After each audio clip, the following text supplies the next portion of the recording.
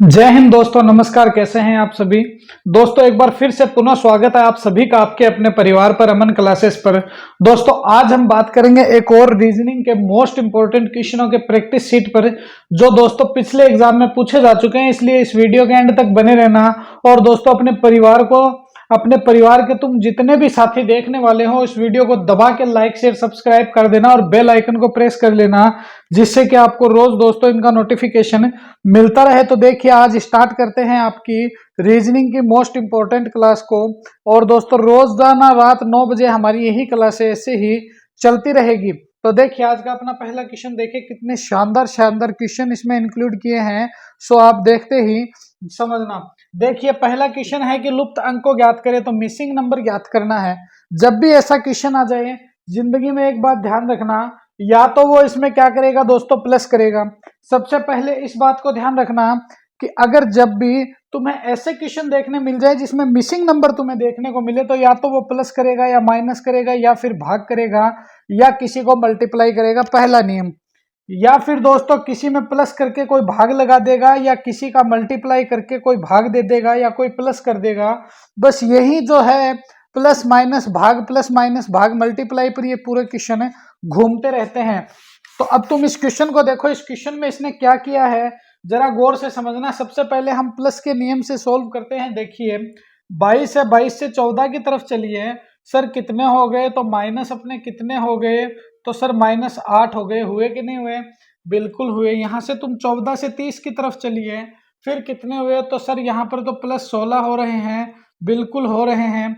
उसके बाद दोस्तों तुम यहाँ पर आइए 30 से 18 की तरफ, -12 हो रहे हैं, बिल्कुल सर हो रहे हैं। फिर यहाँ पर तुम 38 पर आइए, कितने हो गए? तो सर +20 हो गए, ये भी अच्छी बात है। फिर यहाँ पर देखिए 38 से तुम पुनः 22 की तरफ आओ, तो देखिए 8 और 8 कितने हो गए? तो सर 8 और 8 तो 16 होते हैं, तो माइनस कितने कर दिए? 16 कर दिए। फिर 46 पे चले जाओ, तो 20 और 4 कितने हो गए? सर +24 हो गए। उसके बाद फिर से दोस्तों 26 पर आओ, -20 हो गए।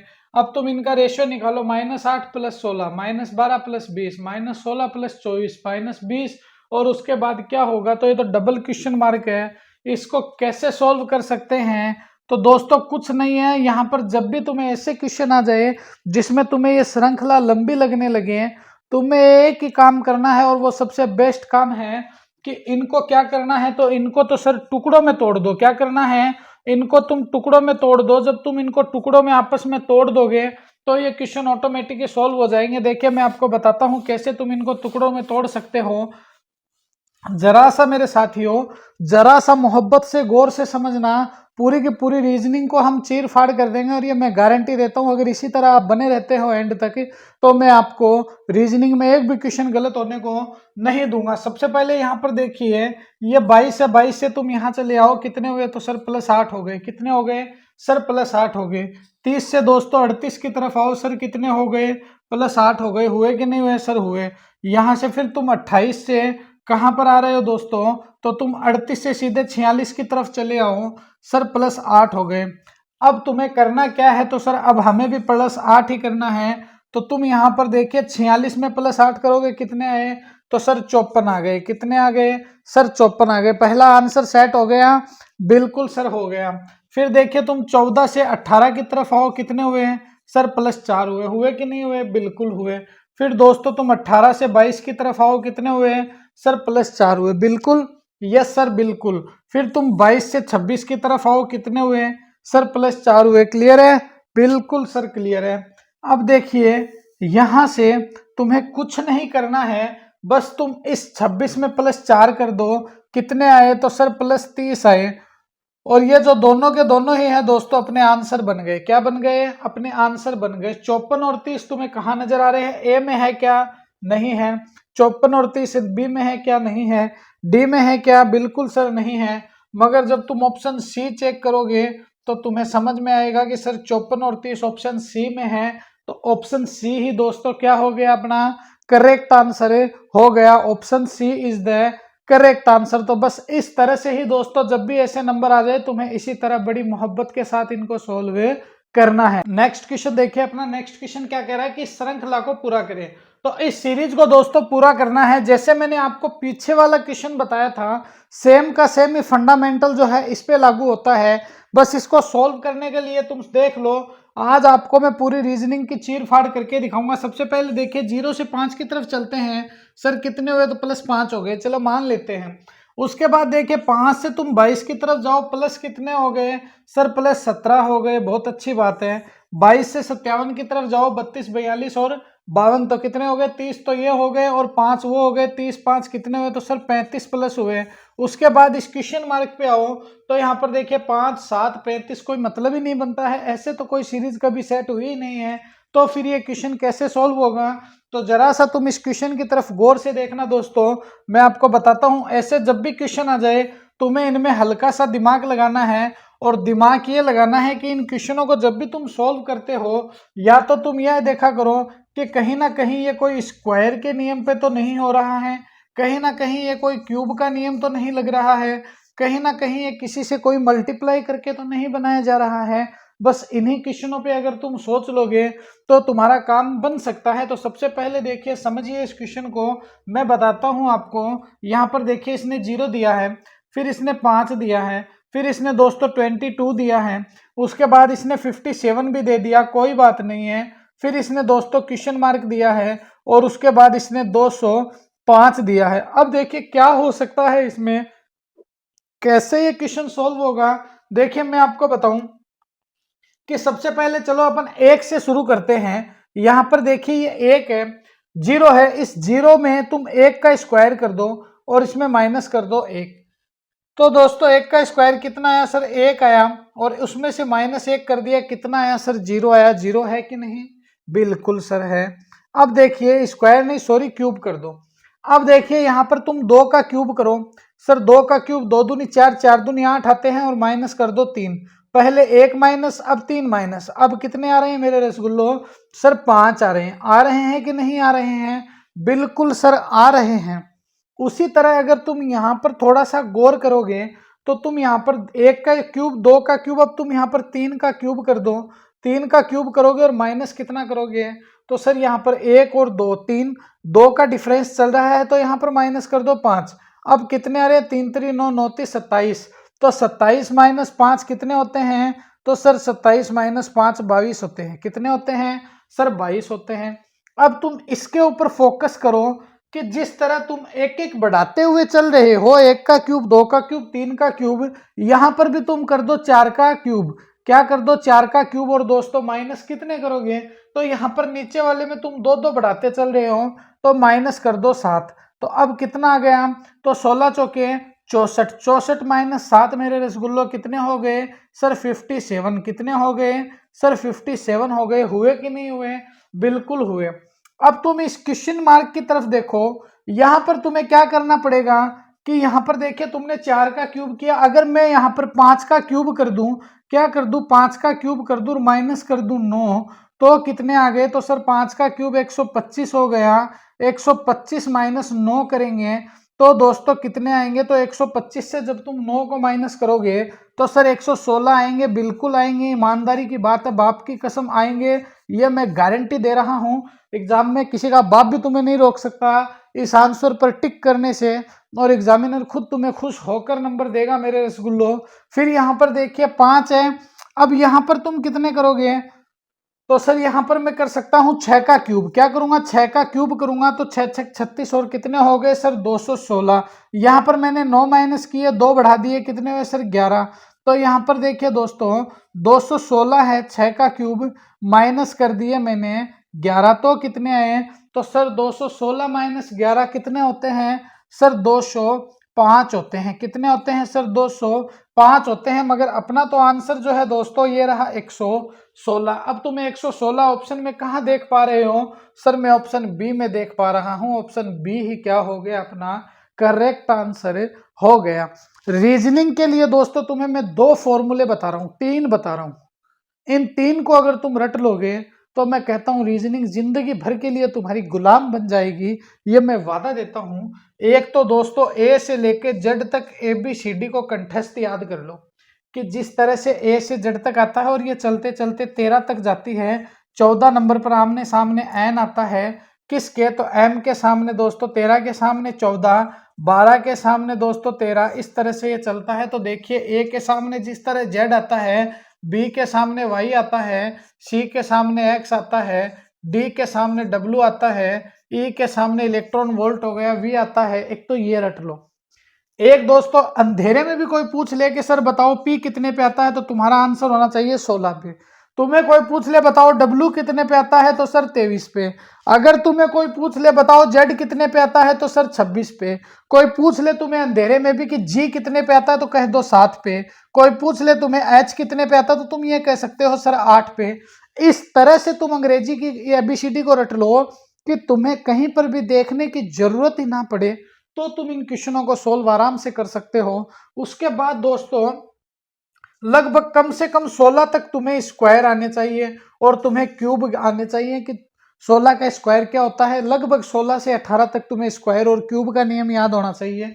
उसके बाद दोस्तों एक सिंपल सा रूल है बोर्ड मास का नियम। बोर्ड मास का नियम भी दोस्तों जिस दिन मूड हो गया उस दिन बोर्ड मास को खिंडा के छोड़ दूंगा, ये मेरा वादा है। तो बोर्ड मास को सोल्व कर लो, तो ये दो तो हमारी रीजनिंग जो है तुम्हारी 90% तैयार हो जाएगी। ये मेरी गारंटी है आपसे कि रीजनिंग दोस्तों तुम 90% तक इसको सोल्व कर सकते हो। चलिए एक और नेक्स्ट क्वेश्चन पर डिस्कस करते हैं। चलिए इस तीसरे क्वेश्चन पर डिस्कस करते हैं। ब्लड रिलेशन का बहुत ही शानदार क्वेश्चन है और ये दोस्तों आरआरबी एनटीपीसी में भी पूछा गया है। दोस्तों आरआरबी एनटीपीसी का भी क्वेश्चन है और ध्यान रखना एसएससी में भी, तुम्हारी जीडी में पिछले एग्जाम में दोस्तों पूछा जा चुका है, तुम सर्च मार लेना चाहे इनको। क्वेश्चन देखिए ब्लड रिलेशन का, कितना शानदार क्वेश्चन है दोस्तों। एक बात हमेशा दिमाग में रखना, एग्जामिनर बगैर लेवल के क्वेश्चन दिए तुमसे कोई भी क्वेश्चन नहीं पूछने वाला है। अगर तुम ये दिमाग में रखते हो कि हम नॉर्मल चीजें याद करके और इन क्वेश्चनों को आराम से सॉल्व कर लेंगे, तो जिंदगी में कभी भी गलती मत करना ऐसी, बल्कि करना है तो तुम्हें लेवल का ही तैयार करना पड़ेगा, तभी तुम नॉर्मल वाले कर सकते हो। वरना अगर तुम्हारा लेवल ही नहीं बना तो तुम क्या घंटा नॉर्मल करोगे। देखिए ए और बी भाई है, अच्छी बात है। सी और डी बहन है, बहुत अच्छी बात है। ए का बेटा डी का भाई है, क्या बात है। ए का जो बेटा है वो डी का भाई है, तो बताइए बी और सी का क्या संबंध है। बी और सी के बीच में हमें रिलेशन निकालना है। जब भी तुमसे दोस्तों देखिए पिता है, भाई है, दादा है, चाचा है, जब भी तुम्हें ऐसे क्वेश्चन पूछ लिए जाए, सबसे पहले डायग्राम ही बनाना कि ए और बी जो है दोस्तों वो क्या हो गए, सर भाई भाई हो गए। क्या हो गए, सर भाई भाई हो गए, हमें कोई एतराज नहीं है। अब यहां से देखिए सी और डी क्या हो गई दोस्तों, दोनों बहनें हो गई। क्या हो गई, दोनों बहन हो गई। अब ये बोल रहा है कि इस ई का पुत्र, सी और डी दोनों तो बहन है, बहुत अच्छी बात है। अब देखिए इस ए का जो दोस्तों बेटा है, देखिए डायग्राम समझना थोड़ा सा, ए का बेटा डी का भाई है। इस ए का दोस्तों यहां से समझना, ये जो बेटा है ए का, ये किसका भाई है, तो दोस्तों इस डी का क्या है, भाई है। क्या है, भाई है। यहां तक बात ठीक है कि ए और बी भाई है, सी और डी बहन है। क्वेश्चन में हमें यही रटा रखा है, क्वेश्चन हमें ऐसे ही दे रखा है। तो तुम इस क्वेश्चन को भी समझना कि ए का बेटा डी का भाई है, इसका मतलब सी भी तो बहन है, तो इस सी का भी ऑटोमेटेड ही भाई हो गया। यहां पर बात ठीक है, अपना काम सेट है। उसके बाद ये क्या बोल रहा है कि हमें बताओ बी और सी का आपस में क्या रिलेशन है। तो दोस्तों तुम इतनी सी बता दो मेरे को कि ए और बी दोनों भाई है। यहां से समझना कि ए और बी दोनों भाई हैं, सी और डी दोनों बहनें हैं। इस ए का जो बेटा है, ये बेटा है, ये किसका भाई है, डी का है, तो सर ऑटोमेटिक ही सी का तो भाई हो गया। तो अब ये पूछ रहा है कि हमें सी का और बी का रिलेशन बताना है, तो बुरे काम का बुरा नतीजा, क्यों भाई चाचा, हाँ भतीजा। तो कौन हो गए दोस्तों, तो बी जो है वो तो हो गया चाचा। क्या हो गया, बी तो हो गया चाचा। और अगर सी से पूछ ले कि सी क्या लगती है इस बी की, तो दोस्तों भतीजी। क्या लगती है, सर भतीजी। अगर ये पूछ ले कि सी का ए से क्या रिलेशन है, तो क्या लगती है सी इसकी, सर बेटी। क्या लगती है, बेटी। तो इस तरह से दोस्तों तुम्हें माइंड बेस्ड क्वेश्चन दिए जाएंगे, बस तुम्हें हल्का सा दिमाग लगाना है। जिस तरह मैंने डायग्राम से इसे सोल्व किया है दोस्तों, ऐसे ही तुम्हें सोल्व करना है। तो ये लीजिए option D is the correct answer. क्या हो गया अपना, ऑप्शन डी जो है दोस्तों वही अपना करेक्ट आंसर बन गया। तो बस इसी तरह से तो हमें हमारे क्वेश्चनों को लपेटना है दोस्तों एग्जाम में। चलिए क्वेश्चन नंबर 4 की तरफ दोस्तों डिस्कस करते हैं। ये 4 नंबर क्वेश्चन देखना कि 4 नंबर क्वेश्चन हमसे क्या कह रहा है कि ये बोल रहा है कि यदि ए बी सी अनुपात सी डी एफ हो जाए तो एम एन पी अनुपात क्वेश्चन मार्क है दोस्तों क्या होगा। मैंने आपको पिछले वाले क्वेश्चन में अभी जस्ट ही बताया था कि तुम्हारे 90% रीजनिंग ऐसे कब्जे में आ जाएगी जिस तरह मेरे कब्जे में ये स्केच है। उसके लिए दोस्तों तुम्हें एक ही काम करना है, कुछ नहीं करना है, बस सिर्फ और सिर्फ तुम्हें यही करना है कि एबीसीडी को अच्छे से रट लो। अगर तुम एबीसीडी को अच्छे से रट लोगे तो मैं ये गारंटी देता हूं कि तुम्हारा काम नॉर्मल से नॉर्मल तरीके से तुम रीजनिंग को सॉल्व कर सकते हो। और दोस्तों एक बात और है, अगर राजस्थान करंट पढ़नी है तो यूट्यूब पर सर्च कर लेना कि Rajasthan current by Aman sir, मेरा ही चैनल है। वहां पर जाकर अपने चैनल को लाइक शेयर सब्सक्राइब कर देना। उसमें हम राजस्थान करंट डालते हैं। बहुत जल्द लैब असिस्टेंट का भी बैच दोस्तों इसी पर स्टार्ट करेंगे, बायोलॉजी का और केमिस्ट्री का। तो सबसे पहले तो चलिए इसी को सोल्व करते हैं। मेरे एसएससी जीडी वालों, एनटीपीसी वालों, तुम्हारी नैया पार लगानी मेरी जिम्मेदारी बन चुकी है, क्योंकि हम परिवार के सभी सदस्य आपस में मिलजुल कर करेंगे तो ही हमारा काम होगा। जिंदगी में एक बात ध्यान रखना कि सक्सेस कभी मायने नहीं रखती, सक्सेस माइंड हमेशा मायने रखता है। इसके पीछे एक रीजन बताता हूं मैं आपको। अगर आपकी सोच अच्छी है, अगर आप पॉजिटिविटी से हर काम कर रहे हो, तो ये कोई गारंटी हो या ना हो कि तुम एग्जाम में सफलता पाओ या ना पाओ, कोई बात नहीं है। इस बार नहीं तो नेक्स्ट बार जरूर इस एग्जाम को तोड़ देंगे। मगर अगर तुम्हारा दिमाग सही है, तुम्हारे दिमाग की एक सोच अच्छी है, तुम्हारी किसी के प्रति तुम्हारे दिल में किसी तरह की कोई बीमारी नहीं है, तो यह मेरी गारंटी है दोस्तों कि दुनिया में सबसे सफल आदमी तुम ही हो। क्या हुआ अगर तुम बड़े बड़े आईएएस बन जाओगे मगर तुम्हारी सोच एक घटिया लोगों की सी है, तो तुम्हारी वो नौकरी क्या काम आई जिस नौकरी के बलबूते पर तुम इतना उछलते हो कि आपको कोई बतलाने से भी ये कहेगा कि नहीं यार मैं इस शख्स को ऐसे बतलाऊंगा या फला फला शख्स को ऐसे कहूंगा तो पता नहीं ये घमंडी आदमी है, क्या बोल देगा क्या ना बोल देगा। तो दोस्तों वो तुम्हारी नौकरी धिक्कार है तुम पर ही। और अगर तुम्हारी सोच पॉजिटिव है तो तुम चाहे पीएम की पोस्ट तक चले जाओ, चाहे राजनीति में चले जाओ, लोग तुम्हारा इतना आदर सम्मान करेंगे कि बड़े मोहब्बत के साथ तुम्हारा जुलूस तक निकाल लेंगे कि ये बंदा था। कभी कभी आपने देखा होगा एजुकेशन डिपार्टमेंट में, अभी हाल ही में राजस्थान में एक टीचर का ट्रांसफर हुआ था। जब उस टीचर का ट्रांसफर लेटर आ गया था और उसको दूसरी स्कूल ज्वाइनिंग करनी थी, तो उस बच्चे को पता चल गया कि सर अब हमारी स्कूल से जाने वाले हैं। तो जब उस बच्चे को उन सभी स्कूल के बच्चों को पता चला तो वो सभी स्कूल के बच्चे उस टीचर के ऐसे लिपट कर रोने लग गए कि नहीं सर आप हमें छोड़कर मत जाओ। क्योंकि क्या क्या खासियत थी, टीचर तो स्कूल में और भी लगे हुए थे मगर बच्चे उसी टीचर के साथ क्यों रो रहे थे, क्योंकि वो टीचर पॉजिटिव माइंड का था। उस टीचर का जो मोहब्बत थी, वो मोहब्बत इस तरह से उसने बच्चों के बीच पैदा कर दी थी कि वो बच्चे उस टीचर को ही एक तरह से भगवान के रूप में देखने लग गए थे कि हमारे टीचर नहीं हैं, हमें शिक्षा देने वाले एक सरस्वती माँ के रूप में स्कूल में मिले हैं, इसलिए उनको छोड़ना नहीं चाहते थे। वरना वो टीचर जा रहे थे तो इसका मतलब है कोई और यहाँ पर आएगा। लेकिन फिर भी वो बच्चे उन्हीं टीचर को एक्सेप्ट करना चाहते थे कि जो टीचर उनसे इतनी मोहब्बत करते थे, उनसे इतना लाड प्यार करते थे। शायद ये आपने वीडियो सोशल मीडिया पर भी वायरल होता देखा हुआ होगा। बड़ी बकवास कर ली। चलो नेक्स्ट क्वेश्चन पर चलते हैं। अपनी ये फालतू की बातें तो ऐसे ही चलती रहेगी, ठीक है। कभी जिंदगी में टाइम मिलेगा 100, 150, 200, 250, 300 साल बाद तो तुम्हें कभी मोटिवेट करेंगे। चलिए देखिए नेक्स्ट क्वेश्चन। ये देखिए ABCDF हो गया, MNP क्या होगा। तो तुम यहां से देखिए इसने क्या कहा है कि यदि ABC अनुपात CDF हो गया, फिर दोस्तों समानुपात MNP क्या होगा। तो MNP का बताना है हमें, तो क्या करेंगे, तो समझना तुम इसको। सर A कितने पे आता है, सर 1 पे आता है। C कितने पे आता है, सर 3 पे आता है। D कितने पे आता है, 4 पे आता है। F कितने पे आता है, 6 पे। A कितने पे आता है, तो सर 1 पे। B कितने पे आता है, 2 पे। और C कितने पे आता है, 3 पे। तो यहाँ पर इसने क्या किया है, CDF कर दिया है। यहाँ पर दोस्तों F नहीं है, E नहीं, E है। क्या लगाओगे तुम यहाँ पर, E लगाओगे। अब देखिए यहाँ से भी लगा लेते हैं। चलो M कितने पे आता है, सर 13 पे आता है। और N कितने पे आता है, सर 14 पे आता है। P कितने पे आता है, तो सर 16 पे आता है। और यहाँ पर ये देखिए 2, 4, 6। और यहाँ पर देखिए C कितने पे आ रहा है, तो सर 3 पर आ रहा है। तो यहाँ से थोड़ा सा समझना दोस्तों कि जब तुम इससे यहाँ तक जाओ तो कितने हुए, तो सर +2 हो गए, हुए कि नहीं हुए, बिल्कुल हुए। बी से डी की तरफ जाओ, 2 और 2 कितने हो गए, तो सर +2 हुए, हुए कि नहीं हुए, बिल्कुल हुए। कितना इजी तरीके से सोल्व कर दिया कि तुम 3 से यहाँ पर दोस्तों ई कितने पे आता है, 5 पे, तो यहाँ पर दोस्तों +2 हुए कि नहीं हुए। अरे वाह सर, अरे वाह सर, +2 +2 +2 हो गया ना अपना मामला सेट। अब देखिए तुम m है, m में +2 करो, m n क्या आ गया, तो सर o आ गया 15 पे। फिर दोस्तों n है, n में +2 करो, क्या आ गया, तो सर p आ गया 16 पे। फिर p है, p 16 पे है, 16 + 2 कितने होते हैं सर 18, तो क्या आ गया, तो सर r आ गया।